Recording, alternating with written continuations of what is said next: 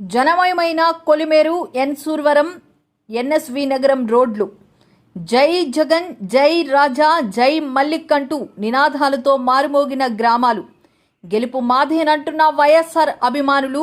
కొలిమేరు గ్రామ సర్పంచ్ పెంటపాటి సత్యనారాయణ, ఎన్ సూర్వరం సర్పంచ్ చింతమనేడి కృష్ణ, ఎన్ఎస్వి నగరం గ్రామ సర్పంచ్ శ్రీరామ్ ఆధ్వర్యంలో ఏర్పాటు చేసిన ఎన్నికల ప్రచార కార్యక్రమంలో దాడిశెట్టి రాజా తనయుడు శంకర్ మల్లిక్ ప్రజలను ఉద్దేశించి మాట్లాడుతూ గతంలో ఏలిన వారెవ్వరూ ఎటువంటి అభివృద్ధి కార్యక్రమాలు చేపట్టలేదని, కల్లబొల్లి కబుర్లతో మాయమాటలు చెప్పి రాష్ట్రాన్ని ఏలేరు తప్ప ప్రజలకు ఉపయోగపడి అభివృద్ధి కార్యక్రమాలకు శ్రీకారం చుట్టిన పాపాన పోలేదని, మాయమాటలు చెప్పి అమలు పరచలేని సంక్షేమ పథకాలతో ప్రజలను నమ్మించి పదవులు అనుభవించారు.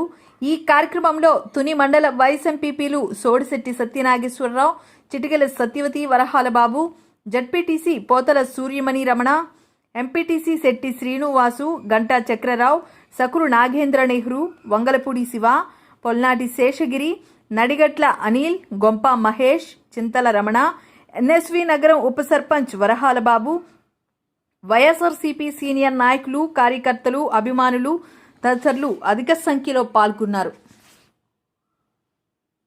ఈరోజు మీ ముందుకి ప్రచారం చేయడానికి వచ్చాను. వచ్చే 7 రోజుల్లో మనకు ఎన్నికలు జరగబోతున్నాయి. ఆ చదరంగంలోని ముగ్గురు దోపిడీ దొంగలు, అలానే మన నాయకుడు, ప్రియతమ నాయకుడు, మన ముఖ్యమంత్రి గారు శ్రీ వైఎస్ జగన్మోహన్ రెడ్డి గారు మన అర్జునుడిలాగా ముగ్గురితో ఒంటరిగా పోరాడుతున్నాడు. ప్రజలందరికీ తెలుసు ఏం మంచి చేశారో మన వైఎస్ జగన్మోహన్ రెడ్డి గారు. ఆ మంచిని గుర్తుపెట్టుకుని అందరూ ఎప్పుడు ఈ ముగ్గురు దోపిడీ దొంగల్ని ఎప్పుడు తరిమి కొట్టాలో మన రాష్ట్రం నుంచి అని ఎదురు చూస్తున్నారు. అలానే మా నాన్నగారు దాడిశెట్టి రాజా గారు 2014 ఎన్నికయ్యారు, 2019 ఎన్నికయ్యారు. అలానే ఒక వ్యక్తి 35 ఏళ్ళు పాలించాడు. ఏం చేశాడు మన తునికి? ఏమన్నా ఒక రోడ్డు వేసాడా, ఒక కంపెనీలు ఇచ్చాడా, ఏమన్నా ఇళ్ల పట్టాలు ఏమన్నా ఇచ్చాడా అని అడుగుతున్నాను. అన్ని బోడి మాటలే చెప్పడం తప్ప ఎప్పుడు చేతల్లో ఎప్పుడు చూపించలేదని ఈ రోజుతో తెలియజేస్తున్నాను. అలానే మీరందరూ కూడా భారీ మెజారిటీతో మా నాన్నగారిని పాను గుర్తుకు ఓటేసి అఖండ మెజారిటీతో గెలిపిస్తారని నేను నమ్ముతూ ఈరోజు సెలవు తీసుకుంటున్నాను. అలా ప్రజలకి, కార్యకర్తలందరికీ నా పేరు పేరున నమస్కారం తెలియజేసుకుంటున్నాను. ఇంకో 8 రోజుల్లోని చదరంగం జరగబోతుంది. ఎన్నికలు వస్తున్నాయి. మనందరూ జగన్ గారు చేసిన మంచిని గుర్తుపెట్టుకుని ఓటుల రూపంలో చూపించుకోవాలి. 2014 నుంచి చంద్రబాబు నాయుడు ఇప్పటికి 3 సార్లు ముఖ్యమంత్రి కింద చేశాడు. ఏం చేశాడని అడుగుతున్నాను. మన ఆంధ్రప్రదేశ్ ప్రభుత్వం, మన ఆంధ్రప్రదేశ్కి ఏం చేశాడని అడుగుతున్నాను. జన్మభూమి కమిటీలు పెట్టి అవినీతి చేశాడా? రైతు భరోసా ఇస్తానని మోసం చేశాడా? ఇలా చెప్పుకోవాలంటే చాలా ఉన్నాయమ్మా. మన జగన్ గారు 2019 ఎన్నికైన దగ్గర నుంచి, ముఖ్యమంత్రి అయిన దగ్గర నుంచి 2 సంవత్సరాలు కరోనా కాలంలో పోయింది. అయినా కూడా మిగిలిన 3 సంవత్సరాల్లో ప్రతి అప్పకు ఒక పెన్షన్, ప్రతి తల్లికి తోడుగా అమ్మఒడి ఇచ్చాడమ్మా. నవరత్నాలు అనే పేరుతోని ప్రతి ఇంటికి సంక్షేమ పథకాలు అకౌంట్లో డైరెక్ట్గా పట్టామమ్మా.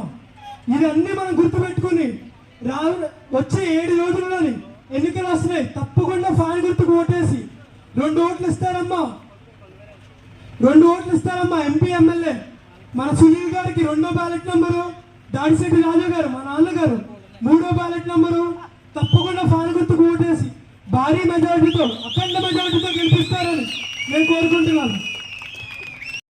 ప్రజల ప్రభుత్వం, ప్రజల కార్యకర్తలు ఒకటి. మన జగన్ సార్ చెప్పినట్టు స్టార్ కాంపైన్ అంతా కూడా మనమే. కాబట్టి ఆ రోజు 600 హామీలు ఇచ్చి 6 హామీలు కూడా పూర్తిగా చేయలేని చంద్రబాబు నాయుడు గారి యొక్క నవరత్నాలు ఇచ్చి, అవే కాకుండా ఈ రోజు సమాజంలో ఇంకా ఎన్నో సంక్షేమ పథకాలు అందించారు. అది మీ అందరికీ కూడా తెలుసు. మీరందరూ బాగా ఆలోచించుకుని దేనికైతే ఓటేస్తే మరలా మనం ఇంత సంక్షేమ పథకం ముందుకెళ్తాము. మీరు ఆలోచించుకోండి. ఈ రోజు అసలుకి ప్రతి ఒక్కరు వచ్చి మాకేంటంటే పాకేంటి చెప్తూ ఉంటారు. కానీ మీ అందరూ కూడా ఆలోచించుకోవాల్సిన సమయం వచ్చింది. ఎందుకంటే పెన్షన్లు కానీ, అమ్మఒడి కానీ ఇలా కొత్త కొత్త పథకాలు తీసుకుని వచ్చి ఈ రోజు సమాజంలో ఏ ఒక్క రాజకీయ పార్టీని విమర్శించకుండా ప్రతి ఒక్కరికి అర్హత ఉంటే ఎవరిని ఎంపిక చేయడం లేదు. మన పార్టీకి కావాల్సింది అర్హత, ఎంపిక కాదు. అందరూ కూడా మర్చిపోకండి.